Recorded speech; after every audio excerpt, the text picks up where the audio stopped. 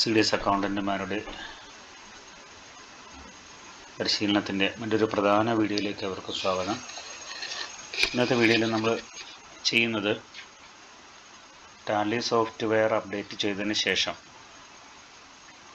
ദൈനംദിന ഇടപാടുകളെല്ലാം ടാലിയിലേക്ക് അപ്ഡേറ്റ് ചെയ്തതിന് ശേഷം ഇതെങ്ങനെ ക്യാഷ് ബുക്കിലേക്ക് വളരെ ഈസി ആയിട്ട് എഴുതാം എന്നുള്ളതിനെ കുറിച്ചിട്ടാണ്.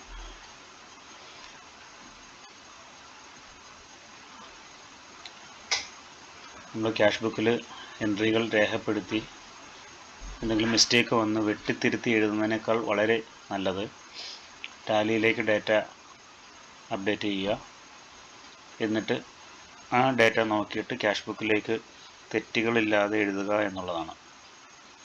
ഇതിനു വേണ്ടിയിട്ട് ട്രാൻസാക്ഷൻസ് എങ്ങനെ കാണാം എന്നുള്ളതിനെക്കുറിച്ചും അവ എങ്ങനെ നമുക്ക് ക്യാഷ് ബുക്കിലേക്ക് രേഖപ്പെടുത്താം എന്നുള്ളതിനെക്കുറിച്ചും ഒന്നിലധികം ദിവസങ്ങളുണ്ടാകുന്ന ട്രാൻസാക്ഷൻസ് എങ്ങനെ ഈസി ആയിട്ട് നമുക്ക് റെക്കോർഡ് ചെയ്യാമെന്നുള്ളതിനെക്കുറിച്ചാണ് ഇന്നത്തെ വീഡിയോയിൽ ചർച്ച ചെയ്യുന്നത്. ക്യാഷ് ബുക്ക് എഴുതാൻ തുടങ്ങുന്ന സമയത്ത് കളക്ഷൻ ഡേറ്റ്സ് നമുക്ക് ആവശ്യമാണ്. റെസിപ്റ്റ് നമ്പർ പ്രകാരം ഏതൊക്കെ കളക്ഷൻ വന്നിട്ടുണ്ടോ എന്നുള്ളതും അത് ബാങ്കിലേക്ക് പോയിട്ടുണ്ടോ എന്നുള്ളത് ഒന്നുകൂടി ഉറപ്പാക്കുന്നതിന് വേണ്ടിയാണ് കളക്ഷൻ ഡേറ്റ്സ് നമ്മൾ അത്യാവശ്യമാണ് എന്ന് പറഞ്ഞിട്ടുള്ളത്. ഇത് കൂടാതെ നമ്മൾ ടാലിയിൽ എൻ്റർ ചെയ്തിട്ടുള്ള ട്രാൻസാക്ഷൻ കൂടി എടുത്ത് വെച്ചിട്ട് വേണം നമുക്ക് ക്യാഷ് ബുക്കിലേക്ക് എഴുതാൻ വേണ്ടി.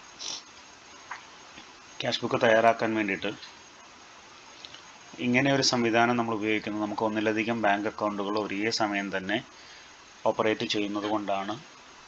ഇങ്ങനെ ഒരു ഓൺലൈൻ ഡാറ്റ എൻട്രി നടത്തി അതിൻ്റെ അടിസ്ഥാനത്തിൽ ക്യാഷ് ബുക്കിലേക്ക് വളരെ ഈസി ആയിട്ട് ട്രാൻസാക്ഷൻസ് റെക്കോർഡ് ചെയ്യാം എന്നുള്ളതിനെക്കുറിച്ച് പറയുന്നത്. അതിന് വേണ്ടിയിട്ട് നമ്മൾ ടാലി ഓപ്പൺ ചെയ്ത് വെക്കുക. ഇതിൽ നിന്നും ഡിസ്പ്ലേ മോർ റിപ്പോർട്ട്സ്, ഇതിൽ നിന്നും അക്കൗണ്ട്സ് ബുക്ക് സെലക്ട് ചെയ്യുക. ഇതിൽ ആദ്യത്തെ ഐറ്റമാണ് ക്യാഷ് ഓർ ബാങ്ക് ബുക്ക് എന്ന് പറയുന്നത്. ഇത് ഓപ്പൺ ചെയ്യുക. ഇവിടെ നമ്മൾ കാണുന്നത് നമ്മുടെ ബാങ്ക് ട്രാൻസാക്ഷൻസ് ബാങ്കുകളാണ്. നമ്മുടെ സി ഡി എസിലേക്ക് എത്ര ബാങ്കുകളിൽ അക്കൗണ്ട് ഉണ്ടോ അത്രയും ബാങ്കുകളുടെ ലിസ്റ്റ് ഇവിടെ കാണാൻ കഴിയും. നമ്മൾ ക്രിയേറ്റ് ചെയ്തിട്ടുള്ള ബാങ്കുകളെല്ലാം ഇവിടെ കാണാൻ കഴിയും. ഇവിടെ നിന്നിട്ട് നിങ്ങൾ F12 പ്രസ് ചെയ്യുക. F12 ഇതൊരു കോൺഫിഗറേഷൻ വിൻഡോ ആണ്. ഇതിൽ ആദ്യത്തെ രണ്ട് ചോദ്യങ്ങൾ ഷോ ഓപ്പണിംഗ് ബാലൻസ് എന്നുള്ളതും രണ്ടാമത്തെ ഷോ ട്രാൻസാക്ഷൻ എന്നുള്ളതും യെസ് കൊടുക്കുക.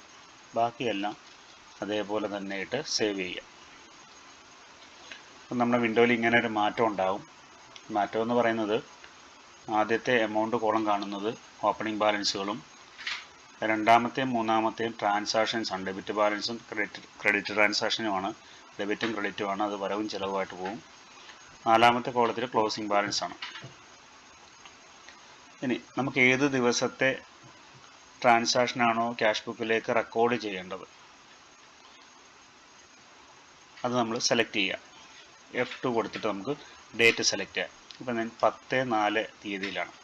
അപ്പോൾ പീരീഡ് ഫ്രം ടു എന്നുള്ള രണ്ടും ഒരേ തീയതി തന്നെ കൊടുക്കണം. 10/4/2024 മാത്രം ട്രാൻസാക്ഷനാണ് ഇവിടെ കാണുന്നത്. അവിടുത്തെ ട്രാൻസാക്ഷൻസ് നമുക്ക് കാണാൻ കഴിയുന്നുണ്ട്. ഓൺ ഫണ്ടിലേക്ക് ഒരു 3000 രൂപ വന്നിട്ടുണ്ട്. എന്തിൻ്റെയാണ് നമുക്കൊന്ന് ഓപ്പൺ ചെയ്ത് നോക്കാൻ സംശയമുണ്ടെങ്കിൽ ലിങ്കേജ് ലോണിൻ്റെ സർവീസ് ചാർജ് കിട്ടിയത് ആണ്.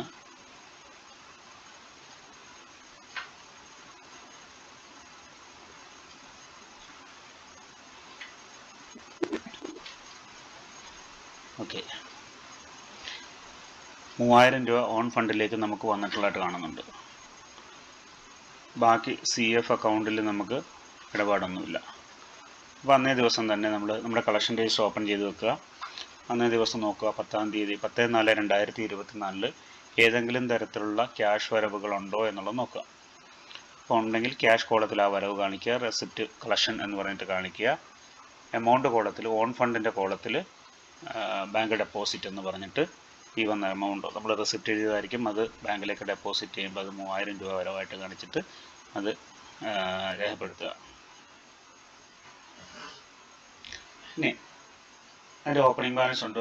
ഓൺ ഫണ്ടിൻ്റെ ഓപ്പണിംഗ് ബാലൻസ് 650 രൂപ ക്രെഡിറ്റ് ബാലൻസ് ആണ്. ഇത് നമ്മൾ ട്രെയിനിങ് പർപ്പസിന് വേണ്ടിയിട്ട് ക്രിയേറ്റ് ചെയ്തിട്ടുള്ള കമ്പനികളാണ്. ഇതുമായി ബന്ധപ്പെട്ട ഇടപാടുകളാണ് ഇവിടെ കാണുന്നത്. ക്രെഡിറ്റ് ബാലൻസ് ആണ് ഇവിടെ കാണുന്നത്, ഡെബിറ്റ് ബാലൻസ് അല്ല. അതായത് മൈനസ് ബാലൻസ് ആണ് കാണുന്നത്. അതിനകത്തേക്ക് നമ്മൾ 3000 രൂപ ഡെപ്പോസിറ്റ് ചെയ്തപ്പോൾ ക്ലോസിംഗ് ബാലൻസ് 2350 രൂപ ഡെബിറ്റ് ബാലൻസ് ആയി. നമ്മുടെ CDSൻ്റെ അങ്ങനെയല്ല, എപ്പോഴും ഡെബിറ്റ് ബാലൻസ് ആയിരിക്കും വരുന്നത്. അതുകൊണ്ട് ഓപ്പണിംഗ് ബാലൻസ് പ്ലസ് ഡെപ്പോസിറ്റ് കൂട്ടിയിട്ടായിരിക്കും ക്ലോസിംഗ് ബാലൻസ് ഉണ്ടാകുന്നത്. അത് നോക്കിയിട്ട് ഓരോ അക്കൗണ്ടിലും അങ്ങനെ കാണാൻ കഴിയും. അടുത്ത് നമ്മൾ ഡേറ്റ് ഒന്ന് മാറ്റുകയാണ്. 11/4 മുതൽ 11/4 വരെയുള്ള എൻട്രി ചെയ്യുക. അന്നേ ദിവസം നമുക്ക് യാതൊരുവിധ ഇടപാടുകളുമില്ല. എന്നാൽ കളക്ഷൻ രജിസ്റ്ററിനകത്ത് പൈസ വല്ലതും വന്നത് ബാങ്കിൽ ഡെപ്പോസിറ്റ് ചെയ്യാതെ കയ്യിലുണ്ടോ എന്നുള്ളതിനെ കുറിച്ച് നമ്മൾ നോക്കണം. ഓക്കെ, അന്ന് കളക്ഷൻ ഒന്നുമില്ല എന്നുള്ള ഉറപ്പാക്കുക. കളക്ഷൻ ഉണ്ടെങ്കിൽ കളക്ഷൻ എഴുതുക. ബാങ്ക് ട്രാൻസാക്ഷൻസ് ഒന്നും തന്നെ ഇല്ല എന്നുള്ളത് കാണുന്നു. എന്നിട്ട് നമുക്ക് 12-ാം തീയതി ഡേറ്റ് നോക്കാം. 12-ാം തീയതി 250 രൂപ ഓൺ ഫണ്ടിൽ ചെലവഴിച്ചിട്ടുണ്ട്.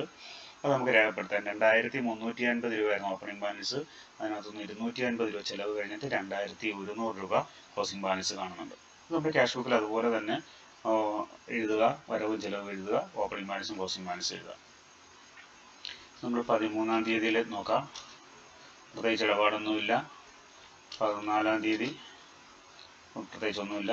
15-ാം തീയതി വരുമ്പോൾ ഇവിടെ നമുക്ക് CF അക്കൗണ്ടിൽ ട്രാൻസാക്ഷൻ ഉണ്ട്. 1,00,000 രൂപ വരവും ഉണ്ട്, 1,00,000 രൂപ ചിലവും കാണിക്കുന്നുണ്ട്.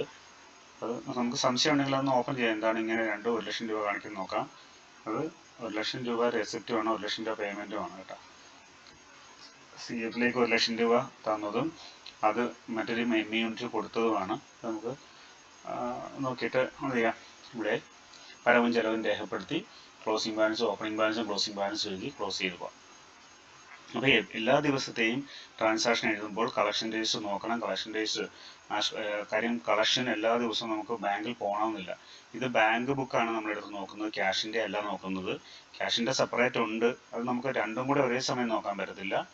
അല്ലെങ്കിൽ നമ്മൾ ആദ്യം ക്യാഷ് എടുത്തിട്ട് ക്യാഷിൻ്റെ റെസിപ്റ്റും പേയ്മെൻറ്റും എല്ലാം സെറ്റാക്കി അത് ഡേറ്റ് എടുത്തിട്ട് നമുക്ക് നോക്കാൻ പറ്റും. അത് ക്യാഷ് ബുക്ക്